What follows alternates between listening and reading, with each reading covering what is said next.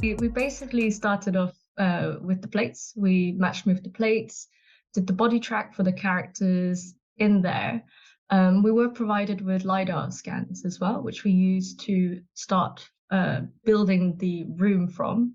So at least we had the dimensions, we had the walls, all this kind of stuff, which was very helpful to begin the process. So from there, we just, up-res the models, built in separate panels that we could animate, and essentially just made each piece separate so we can start moving pieces of the walls, the ceilings, the floor, and get creative with it. There's so many parts that you can move and so many different ways you could transform a room. So I think that sort of creative process, you kind of like, oh, let's rotate this panel, or there was at the end of the shot, a guy steps into the elevator, and we were talking about, at first it was just a door opening, and then it went into a whole pizza, we call it the pizza rotation it was almost like a lazy Susan that rotated around, which looked more dramatic, it was more exciting. So that ended up in the movie as well. We had to essentially replace his leg to time it for this new sort of animation of the revolving door that was opening. So we had to sort of, do a CG leg for the shadows, and then Comp sort of used a certain portion of his leg and essentially 2D animated it to walk into the door of the elevator for a couple of the frames, as he gets into the elevator.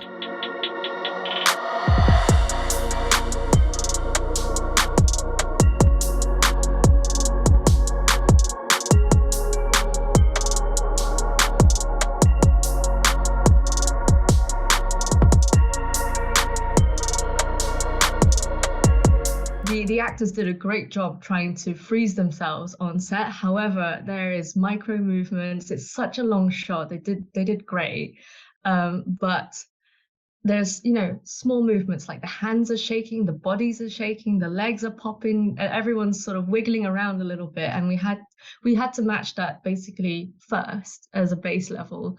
So it was a huge roto anim task to animate Nemo and Flip, and then we'll use that to essentially run cloth simulations on. So they do this run up, and in that run up, the cloth simulation was basically following it. However, it had to be keyed because no one just stops freeze frames. So there was a lot of manual sort of work that went into the cloth simulation to be able to get that artistic look that we're looking for, because we're art directing the cloth, which sounds simpler than it is. It's where do you cut the real life simulation to the artistic sort of sculpt and blend that together. So our CFX artists did a great job. There were multiple iterations because you want to place the coat a certain way to look good in the shot.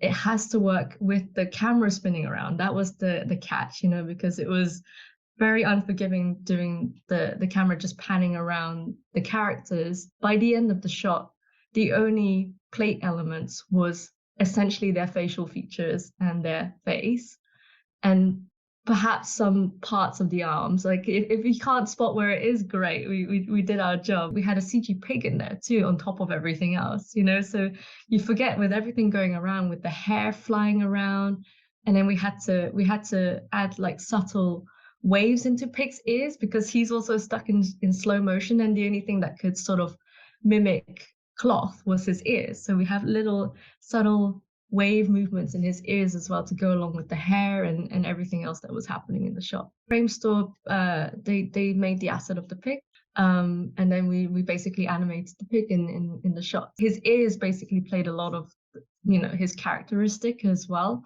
And yeah, the animation department did a great job with pigs.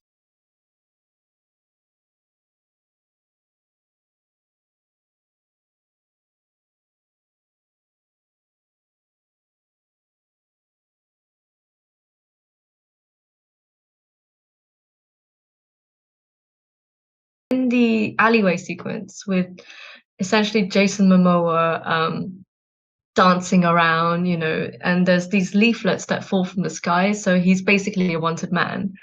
And so we had to add CG leaflets that fly around, that land on the floor.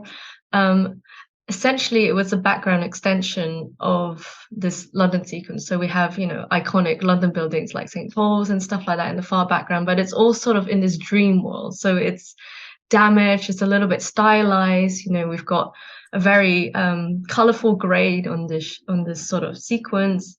There's searchlights going on, which we had to mimic. We also had to add cobblestones to the foreground, like debris and cobblestones, just to break up the set.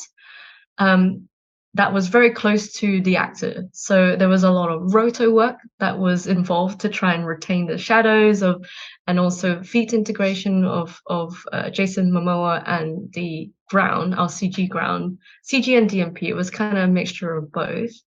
And then small details as well, such as Flip's nails were added because I think Jason Momoa didn't have his sort of claw-like thing. So when his hands are flailing around and he's waving his arms and all this kind of stuff, we had to sort of body track those, and essentially comp did a lot of it too. And we had a CG plane as well that flew by. So that was built as an asset for us. We literally built the plane asset, the vehicle plane, animated it across,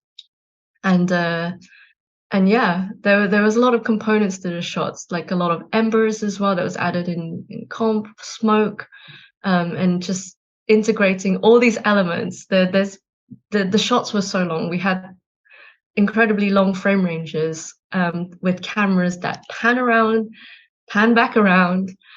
So you literally had to make sure that the entire environment build was, the whole row was basically done to the same high level, essentially. It's definitely fun to work on such a creative project when you can sort of push it a little bit further, go a little bit more imaginative with the animation, with the look dev. The problem-solving nature of it is very interesting because it is problem solving. You're problem solving something that's so subjective and so dialed to someone's taste, especially the director's taste.